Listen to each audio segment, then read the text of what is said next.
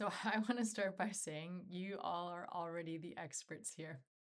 I know I've learned a great deal from my colleague, Dr. Rob Shaw, who many of you are very familiar with, who's shared his experiences as being the beneficiary of peer support as well as reciprocally has given that peer support. So, in the context of physical activity coaching, a lot of what you're already doing falls within the domain of what your role might be in this activity. So, whether that is sharing resources, information, or your own stories, lived experience, maybe it's connecting to others and really exemplifying the expertise that you already have in peer support. We might also spend some time creating and refining those individualized goals, maybe setting some action plans and problem solving barriers related to physical activity. So, one area that does fall out of scope for a peer in delivering physical activity coaching is exercise prescription. Of course, if you have certification or qualification to do exercise prescription, perhaps as a kinesiologist, etc., then by all means, that falls within your domain. I'm mindful that many of you wear multiple hats. But if you don't, no sweat.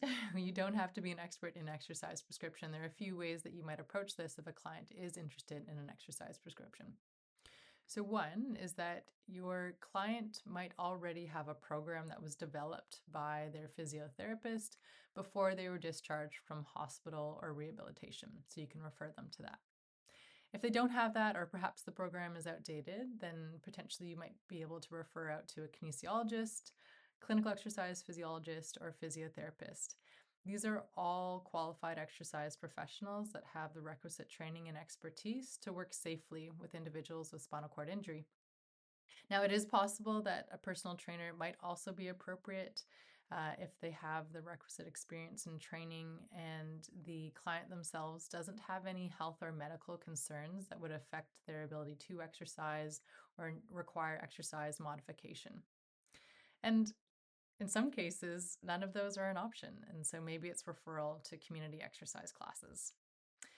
You know this last step very well is connecting to resources. So while the above options provide a tailored exercise program, perhaps pointing to information that might help them to develop their own exercise program or give some general advice around exercise. So finding some of those resources, and we will have some more of those examples in this module.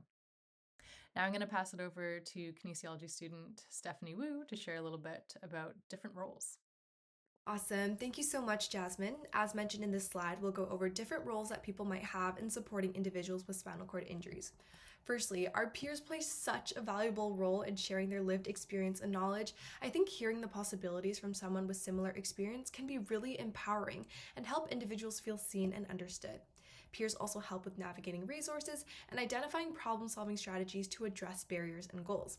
As previously mentioned, however, prescribing exercise programs is often out of scope for peers unless you have prior education or certification within that realm, like you're a practicing kinesiologist. Additionally, modifying therapy plans and diagnosing conditions is also out of scope. For physiotherapists, they focus on assessing movement, diagnosing and addressing pain, spasticity, or mobility concerns as examples. And a large part of their role is in developing individualized rehabilitative exercise plans. For occupational therapists, they focus on addressing the accessibility of the environment and recommending adaptive modifications based on that. They also develop individualized plans that can help support return to meaningful daily activities such as dressing, eating, or bathing. Lastly, our kinesiologists and clinical exercise physiologists focus on conducting exercise testing. Similar to physiotherapists, they may also develop exercise plans. However, physiotherapists, kinesiologists, and clinical exercise physiologists prescribe for different reasons. For example, physiotherapists prescribe more specialized therapeutic exercises, such as when you have concerns about pain or function, versus kinesiologists and clinical exercise physiologists support fitness and health to improve functional and physiological capacity. So, how well, how long, or how hard you can move, and long-term physical activity support and management. An example of this difference is if you have new shoulder pain, you might see a physiotherapist for a diagnosis and exercises to treat that pain. And then you might see a kinesiologist or clinical exercise physiologist to progress strength and cardio improvements for long-term optimal health. And something that is out of scope for our kinesiologists and clinical exercise physiologists would be diagnosing medical conditions. And that's all from us in this video. You'll move on to some activities that focus on applying this knowledge. Thank you.